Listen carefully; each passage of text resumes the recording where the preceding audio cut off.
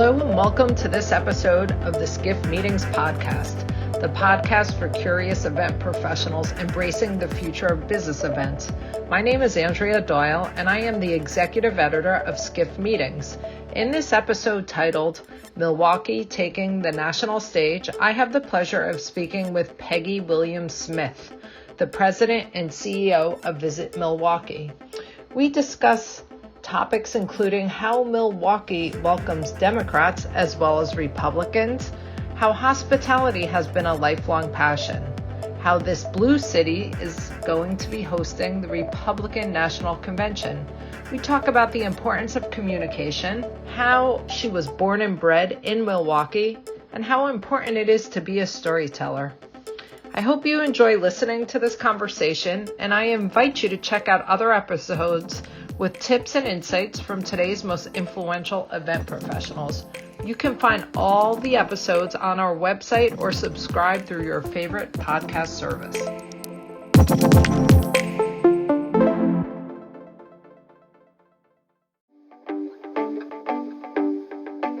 And now for a word from our sponsors, PHL Life Sciences, a division of the Philadelphia Convention and Visitors Bureau. Host your convention or trade show in Philadelphia, one of America's leading life sciences hubs. PHL Life Sciences, the first and only CVB division of its kind, will connect you to the professionals at the forefront of your industry and to a culture you can only find in Philadelphia. A city known for its rich history that's forging a bright future, Philadelphia challenges the expected and defies convention. A world of discovery is waiting. Visit phlife.com to learn more.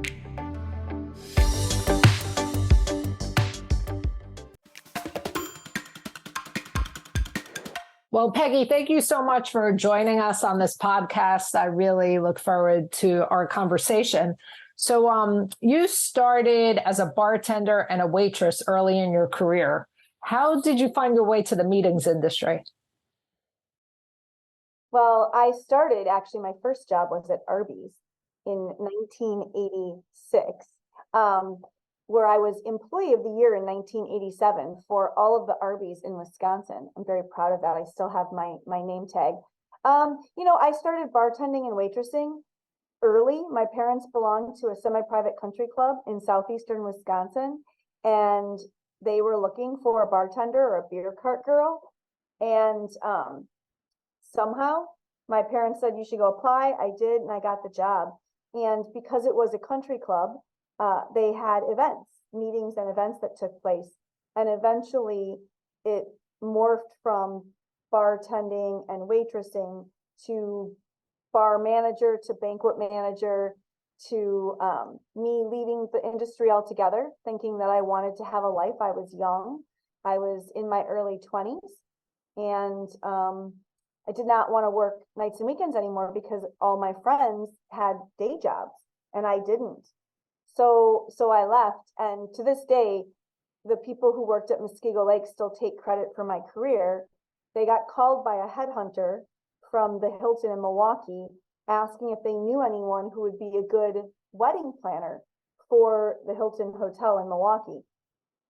And the owner happened to have been the one who answered the call, and she said, you know what, I have the perfect person for you, and gave my name. And that's how I started my career nearly 26 years ago with Marcus Hotels and Resorts. So before you joined Visit Milwaukee, you were with Marcus. Tell me a little bit about your career there. So I spent 22 years at Marcus. I had 10 different positions in those 22 years. I started by planning weddings. I was the wedding catering sales manager for the hotel.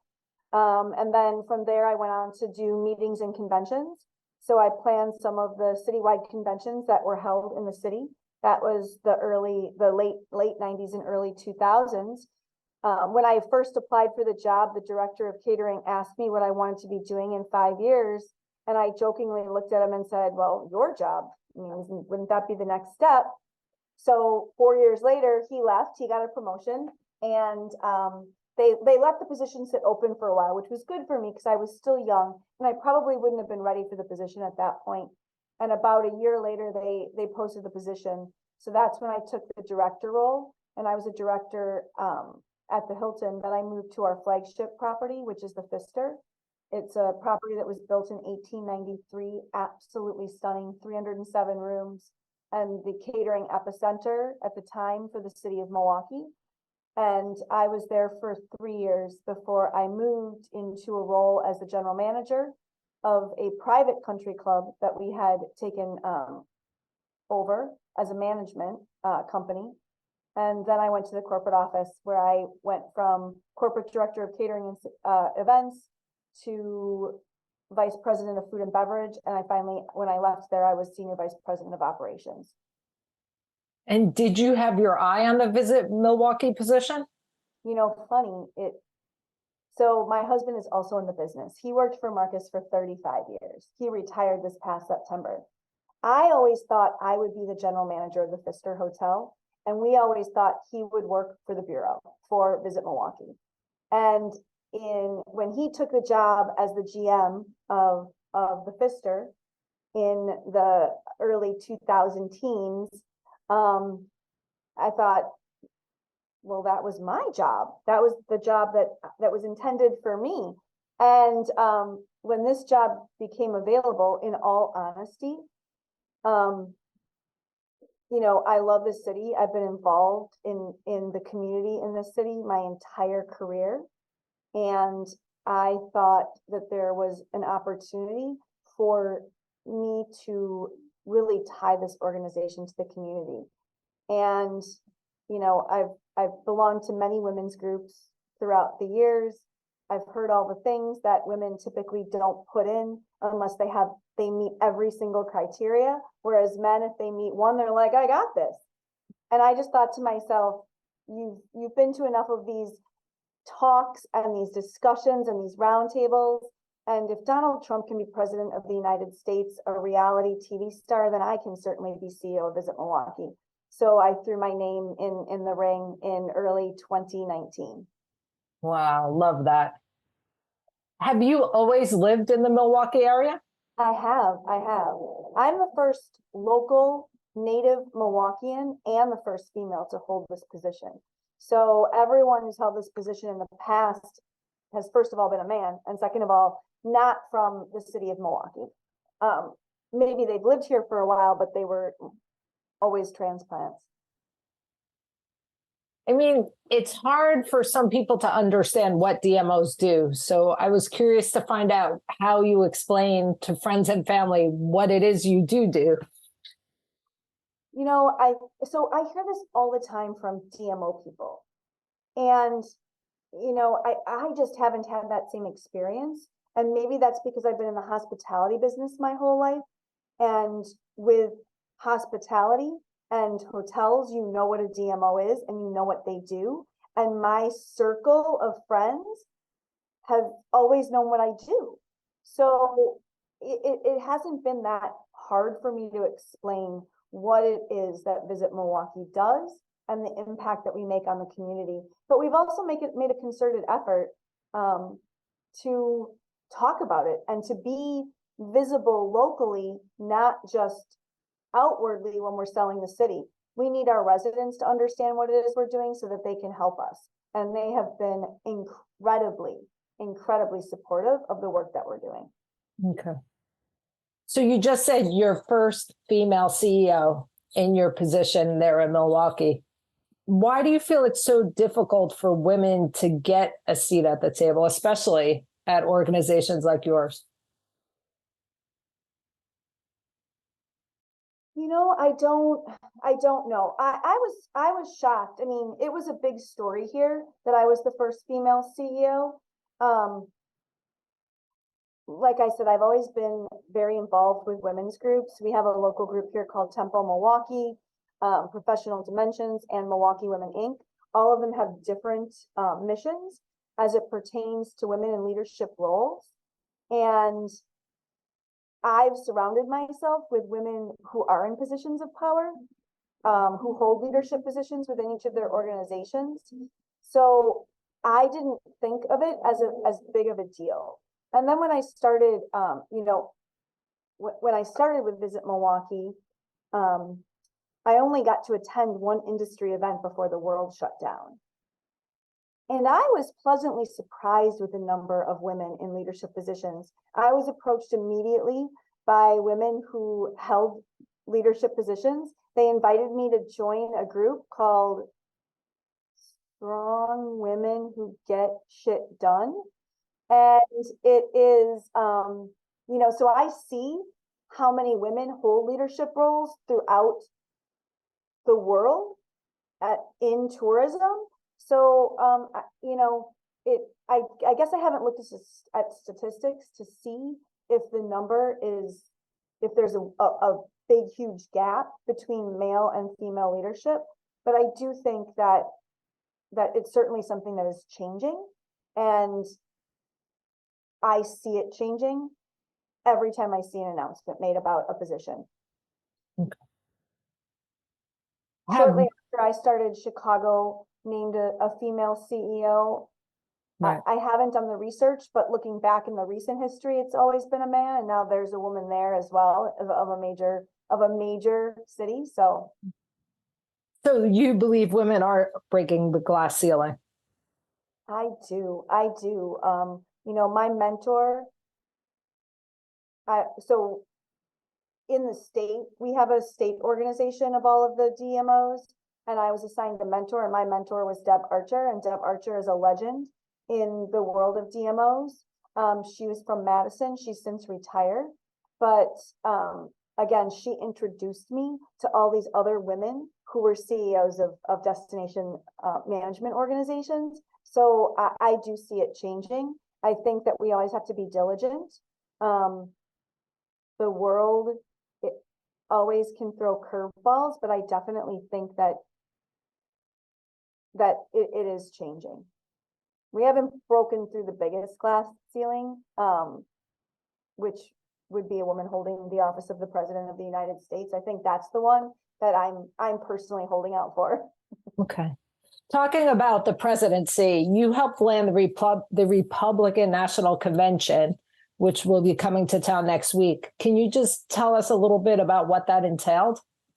Sure. Well, next week is the debate is coming. The convention is in 2024. Oh, okay. So, I started in November of 2019, and we were on the precipice of what we were calling the Year of Milwaukee.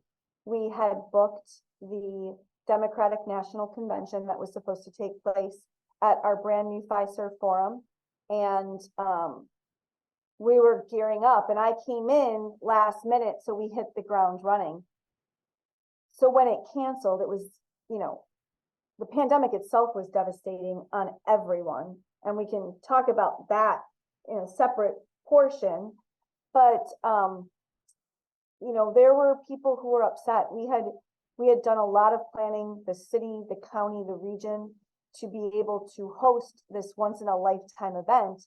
So, when it first got delayed, and then it was said that it was going to happen on a smaller scale, then that smaller scale shrunk, then it ended up just being local people in a convention center ballroom, and a lot of security.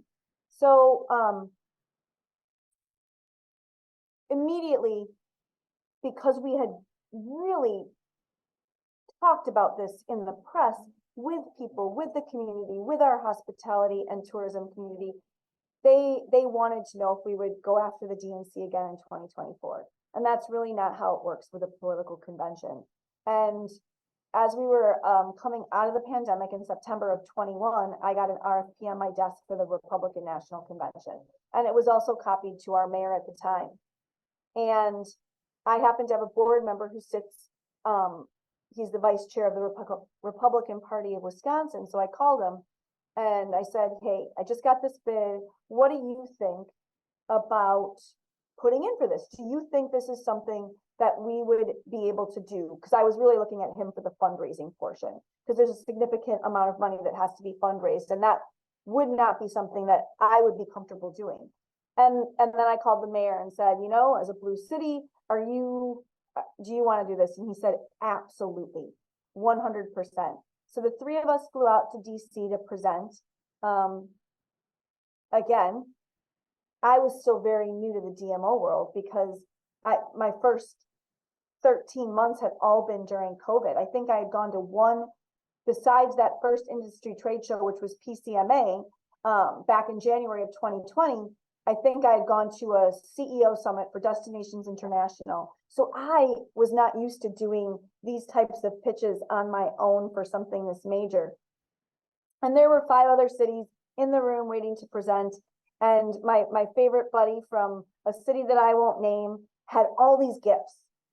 And I had nothing with me. And I was like, oh my goodness, what are those? And he's like, well, they're gifts, of course. I'm trying to bribe them to bring the event to Milwaukee, or to the city that he was from.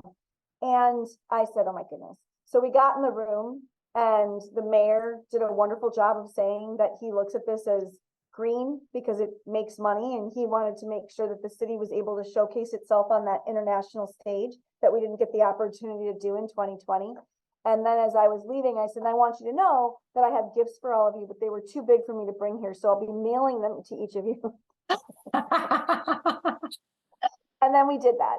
And they were really good gifts because I didn't have to bring it with me on the plane. So I think that was very helpful. But it was really a community effort. There's so much collaboration. I was able to tap into our restaurant community, our convention center, our partners over at the Baird Center, who's also fairly new at the same time I was. I was able to tap into the city government, and every single person supported this bid, made sure that we were speaking about the positive impact it would have on the community, how this would be the chance that we didn't get in 2020. So it really was a team effort. I just happened to be the one with my team who was corralling all of the different people into the rooms to make sure it happened. But it was a fantastic experience. And I just got done doing a presentation with the Chief Operating Officer of the host committee and the CEO of the committee on arrangement for the RMC. And it was in front of a bunch of hospitality professionals talking about what this could potentially mean for them. And we also had the director of community engagement from Cleveland speaking. And she said, I don't think you realize the impact that this will have on your community from the perspective of people understanding the ability you have to host these types of events. And again, just even saying it, I got goosebumps right now, because Milwaukee is such an amazing place and we deserve this moment. And I am so happy that we're going to get to have this moment in 2024. Was there any pushback, being that you are a blue city and it is the Republican National Convention coming to town? 100%. And we still will have pushback, right? There are people who don't want to see this happen. They don't think that it's the right move for a city, especially in a state where the city and the state are constantly at odds, because the state legislature is run by Republicans and the city government is run by Democrats. But I think in the end, utilizing all of the people that we had involved and being able to tell the story of the impact that it will have, and that this is really not a partisan thing. This is a part of how our country was founded, the democratic process. And we used to listen. We used to be able to sit and listen to each other without sniping at each other or agreeing to disagree. And I think we need to get back there. And this is the opportunity for us to be part of that process. And I think that's really exciting. It is. So this is a game changer for Milwaukee, can be a game changer, I guess, for the state, and maybe just see how we can all get along. And like we were saying, we all have more in common than we do not in common. Correct. Yes. Yes. And it's, when you look at what happens here, this is the process that both sides go through to officially nominate their presidential nominee to go into the fall election. And that's really what's happening. And, regardless of anyone's political leanings or thoughts, this is how our country is currently run. It's going to happen somewhere. And why not benefit from the economic boom that our city will see from this? And I think that that's really important. We're about to open a $456 million expansion for our convention center. And when I started this job during the interview process, one of the people on the committee was our president and CEO of the Wisconsin Center District, which is the Baird Center. And one of the questions he posed to me is, what are you going to bring in to make sure that everyone knows that we just did a convention center expansion? And I like to say to him, like, hey, it doesn't get bigger than this because you're going to be everywhere. So I think that that is also something that is, and I look at Cleveland and we're very much like Cleveland. I love this industry because we're so collaborative and we share so much information. I've spoken with Dave Gilbert several times. He's flown out here to talk to leadership here in the city of Milwaukee about the impact that the convention had on Cleveland and what it did for them. And as I was introducing the director of membership or vice president of membership engagement from Cleveland today, and I was going through what they've booked since they hosted the RNC, she was on the organizing committees for the NBA All-Star Game, the NFL Draft, the MLB All-Star Game, all of which were booked after they hosted this convention. Wow. Mm-hmm. And next week you're hosting the debate. Yes. Okay. And it's their summer meeting. So the 168 members of the Republican National Committee come in and they meet twice a year. They always meet the summer before the convention in the host city, which is our city.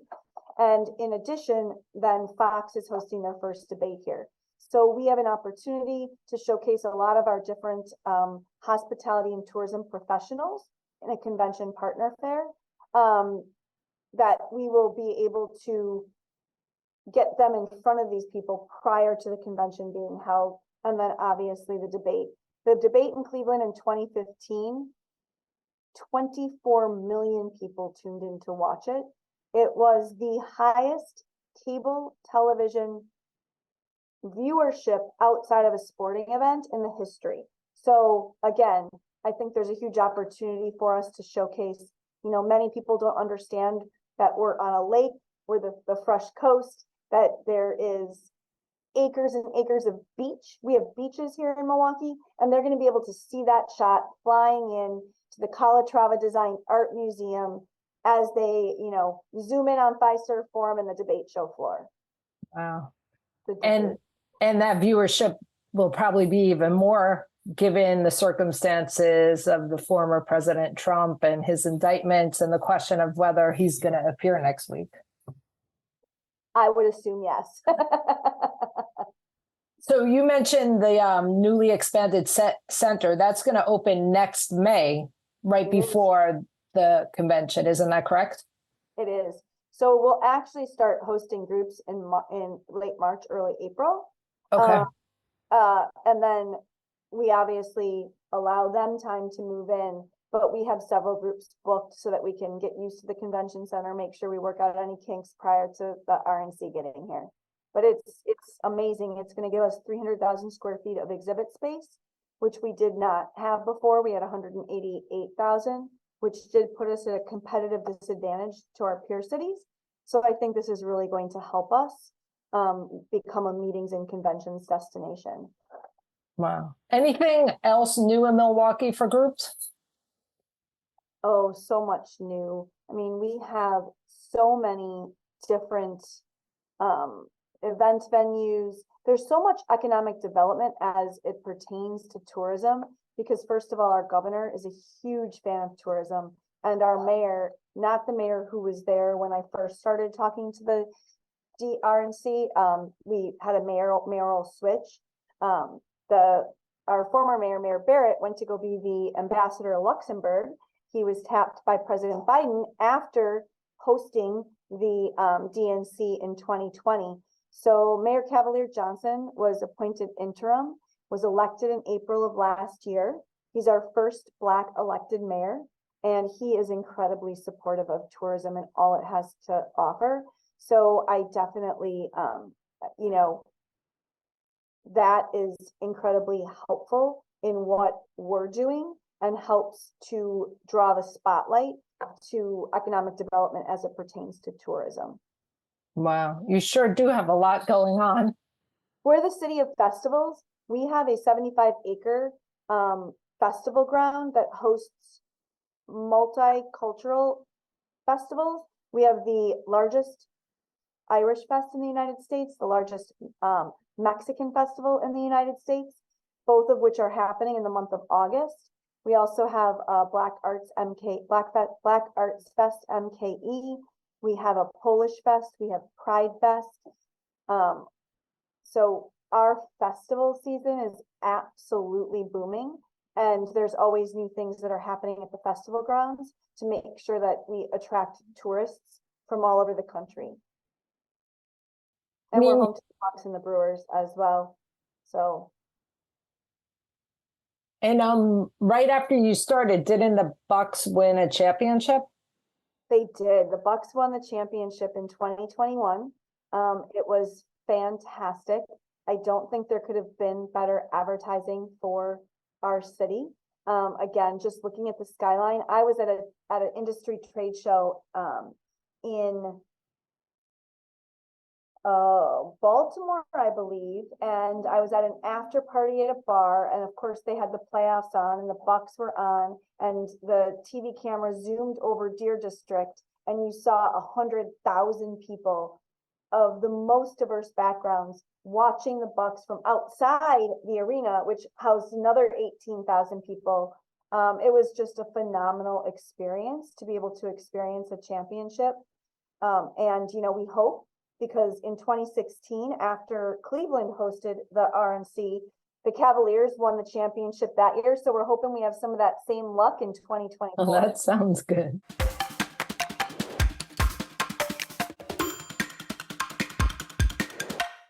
Are you ready to celebrate your successes in the world of meetings and events? The Skift Meetings Awards are back for 2024, recognizing the most innovative business events companies across 15 categories, and we want you to be a part of it. Winners will feature on Skift Meetings, sending a clear signal to events professionals around the world that these are partners they can rely on. The final deadline for submissions is June 11th. We encourage you to start your submission today to secure the best entry rates. For more information and to start your submission, head to live.skift.com.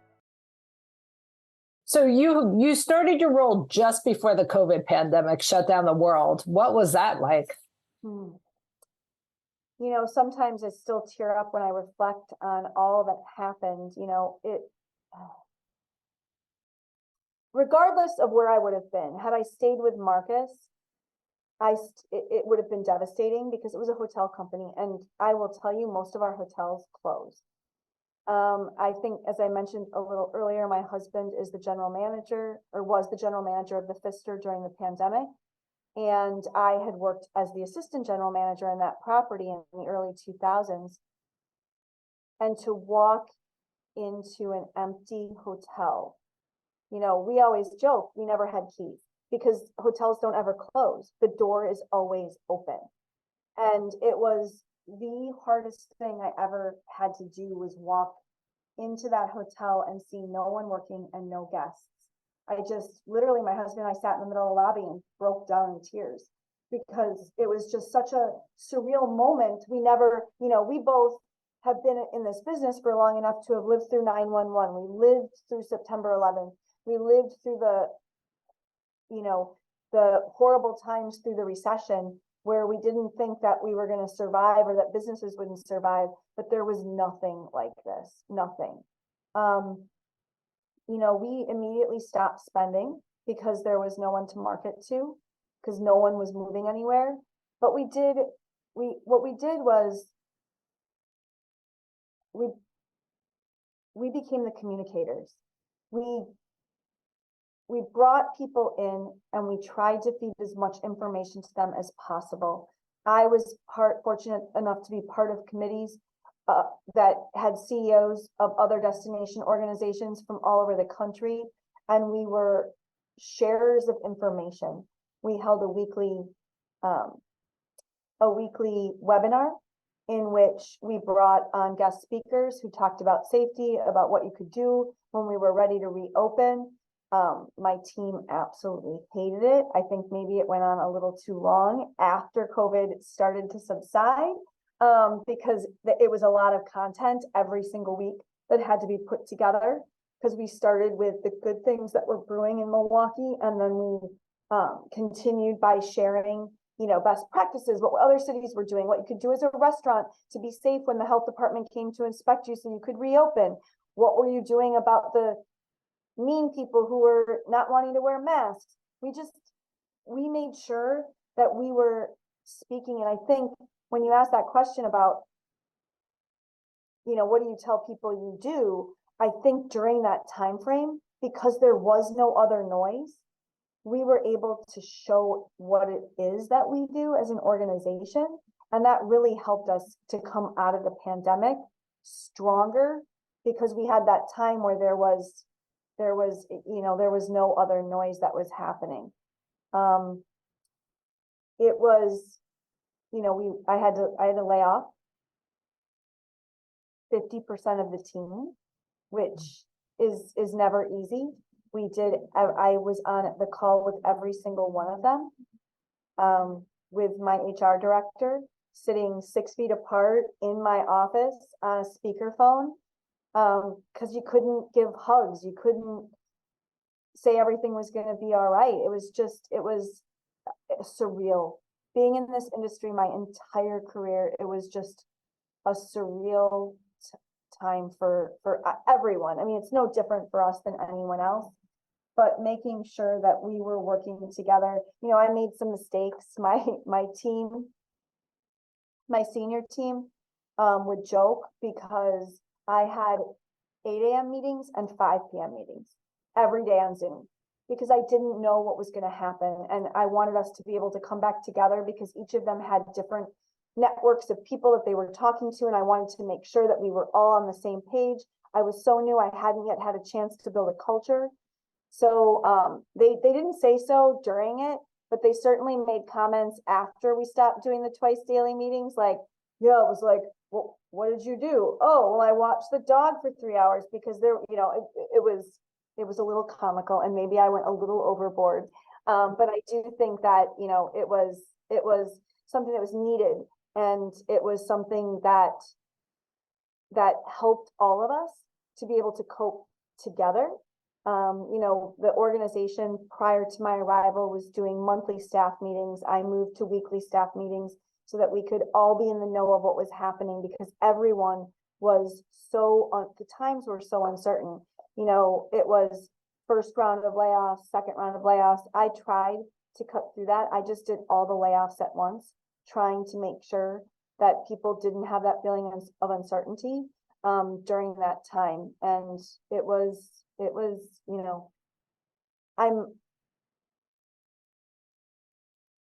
I would hate to go through it again, but I do think that it afforded me the opportunity to really understand the impact of this organization immediately, because of what the city was missing without tourism in the city. And it seems during that time, communication became even more important to you. It did. I mean, communication is everything. So we turned our weekly webinar into a weekly newsletter. It's called Insights, and we send it out every Friday. And it tells, it starts with a letter from me that highlights some of the good things or some of the bad things that are happening. It is complete transparency. It shows what we booked last week, how many site tours we had in, who didn't book with us. It shows where we were in the media. Well, all of our dashboards are out there for everyone to see. And I think that's really important. We try to be as transparent as possible, so that at any given point, if someone hasn't been able to engage, they can look at that, and they can say, oh, this is what's happening. So communication has been one of the main focuses of me personally, and therefore the organization, since I started. So you get the job, the world shuts down, you do your best, and then you're named Milwaukee Business Journal's 2022 Executive of the Year. What does this recognition mean to you? Well, my team did not tell me. There were some very, very worthy and amazing business executives who were highlighted throughout the year. It was overwhelming. It was overwhelming. Like I said, I grew up in this city. I have been a part of the fabric of this community. I try to give back as often as I can. So to be able to bring notoriety to the city and then to be recognized for that was completely overwhelming. You know, it's certainly not me. I have an amazing team of individuals that work at this organization.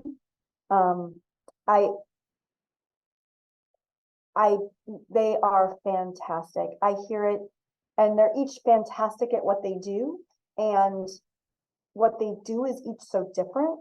So it really makes an impact. If I go to a trade show with the sales team, I am constantly amazed that my VP of sales knows all of our counterparts on that floor, that customers know who our salespeople are, that they're walking up, that they're engaged in what we're doing.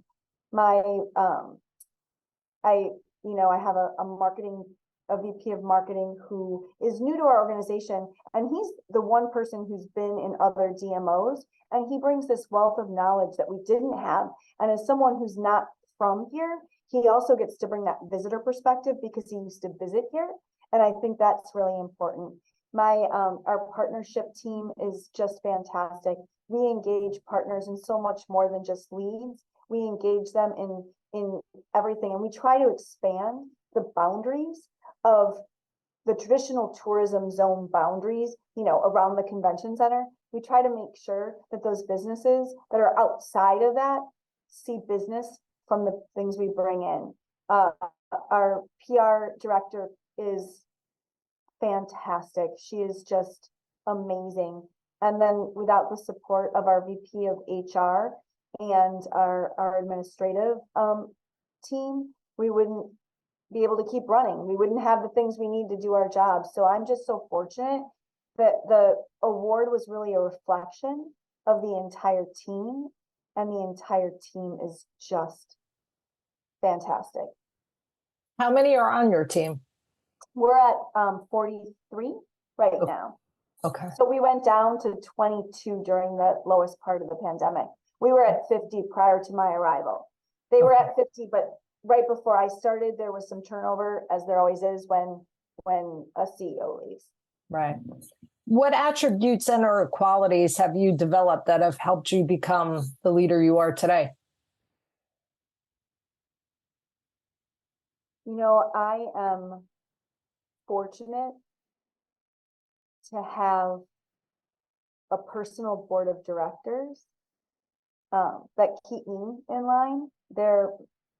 My board is incredibly supportive, and I do use them, but that's helped me develop my attributes has been my personal board of directors who keep me in line, who give me advice, who talk to me, who I learn from just by knowing them and knowing what they do in their organizations. And I think, being someone whose job it was to make someone's ordinary day extraordinary, that's what I've built my entire career on. I have the heart of hospitality in me. And, if I'm at an event and I see someone needs a drink, I'm going to try and get them a drink. If I see that something's on the ground, I'm going to pick it up. And I think that's what our business is about. It's about creating memories for people. And that started for me when I was doing weddings at Muskego Lakes. Okay. Is there anyone who mentored you early in your career or helped you become the type of leader you are? So many mentors, so many. Starting with the people at Muskego Lakes, moving on to the Hilton, my first general manager was fantastic. He was someone who wanted to make sure that everyone knew what was happening. We would go into our all staff meetings, which were weekly, and he would ask questions. What was our ADR last night? How much catering revenue did you do last night? You had to be in tune with financials. And that gave me the P&L experience that I think a lot of people don't have. So he was incredibly instrumental. My director of food and beverage at that hotel, Nancy Hernandez, who went on to be an entrepreneur, she's the one who got me involved in the women's organizations. She said, you can't be so insular. You can't just think about what happens in the four walls of this hotel. You need to be out there talking to other people. It will sharpen your, your pencil, and you need to sharpen your pencil before you can sharpen others. So that was incredibly impactful. I've just had so many amazing mentors throughout my career, and even people who are younger than me that have helped me learn how to navigate social media or tell me that my idea is outdated. Half my team, 50% of my team is under the age of 35. And I think that's amazing. I was talking to someone and they were complimenting our social media presence, and someone said, so what's the approval process before they post something? And I'm like, there is none. Social media moves so fast. If I approved every single thing, like, I'm not the expert. Right. I hire capable people who are wonderful at the jobs that they do, and then I get out of the way and let them do that. Doesn't mean we don't make mistakes. I think that mistakes are incredibly important. I think that they help you to improve, and I enjoy being able to learn from mistakes as well. And the way that mistakes are addressed aren't punitive. They're, I don't know if you heard that. We're the home of Harley Davidson, so that was probably a Harley going by. That they're not punitive. They're ways for us to learn to do things better the next time. And are you a mentor yourself? I have been told, yes. I like to think that anyone who thinks of me as a mentor, they are also my mentor, because I am a naturally inquisitive person. So if we meet, I'm going to ask you more questions than you're probably going to ask me. We do something here with our local business journal called Mentoring Monday. And I think sometimes I irritate some of the mentees because I ask them more questions about what they're doing in their job than they ask me. I love to learn about people. I love to learn about industries. I love to learn about what other people do. And that helps me make that connection, because then I can tie it to something that maybe we do in the world of tourism. What do you feel the future holds for the industry and for Milwaukee? Well, I think for the industry, I think that if the pandemic taught us nothing, is that travel is innate to people, that people want to experience things, they want to travel, they want to be out there. Thank goodness for that.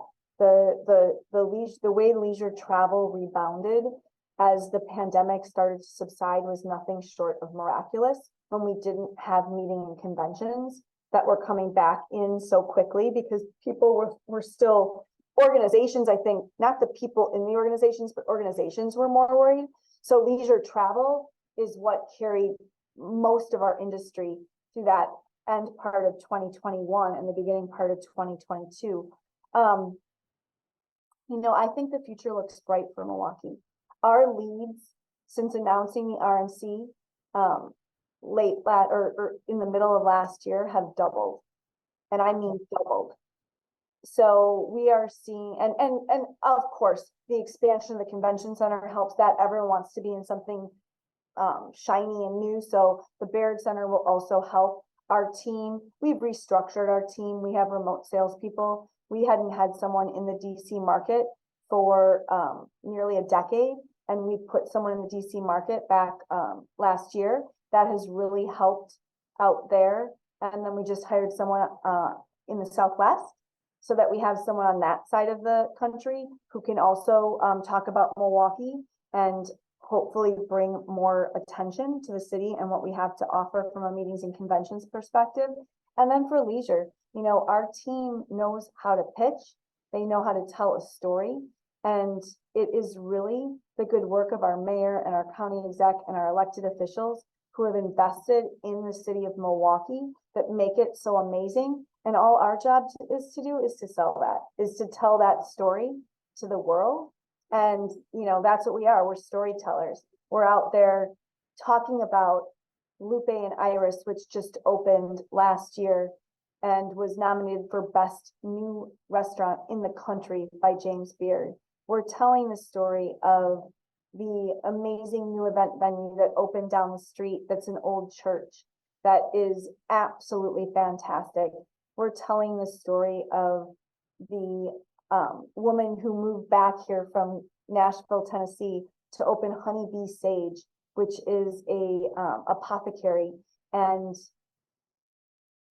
her amazing journey to open something here because she felt like this was a place that was on the rise.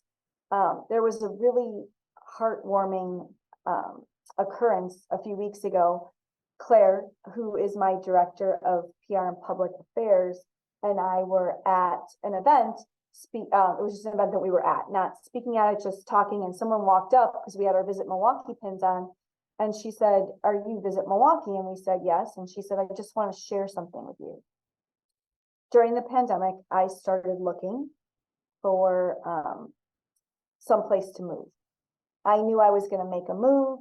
The pandemic taught me that I didn't want to be here anymore. She lived on the East Coast. She said, and I started following. I had been to a convention in Milwaukee in 2013. So I looked you up and I started following your social. And your social is what hooked me. And then looking at, the leadership, our new mayor, our new county exec is what drew me in. And I moved here in January of this year. No family here. No, she found a job, but it was the social that we were doing that's connecting to the community. And she was a person of color. And, we really pride ourselves on making sure that we absolutely are inclusive and that we are showing the full Milwaukee. And I think that it's been amazing.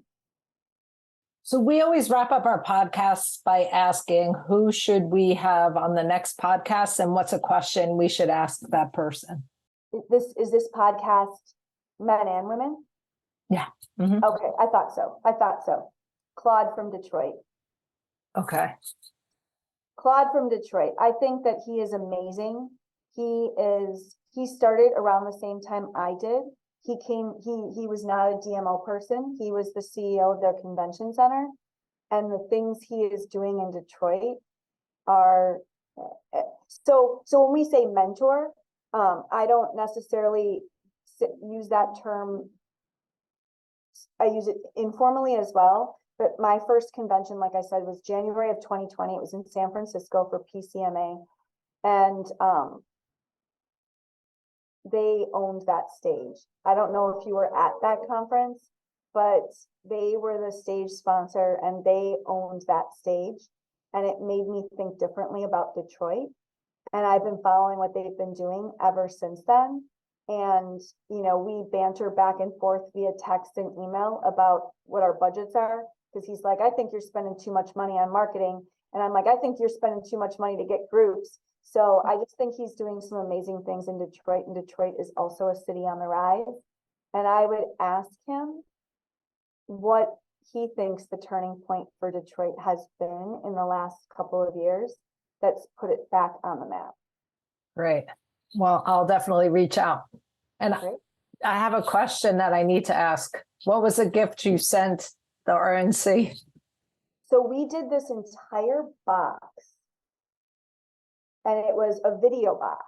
So we bought these boxes during the DNC when we found out that people weren't going to come here. So we uploaded videos onto them with all of our team saying that RNC should be here. And then we brought in CEOs of organizations, the president of the Bucks. We had everyone saying Milwaukee is where you should be. And it had a little bottle of Central Standard Distillery brandy. To RNC, we created our own logo, brandy old fashioned cups, Bitter Cube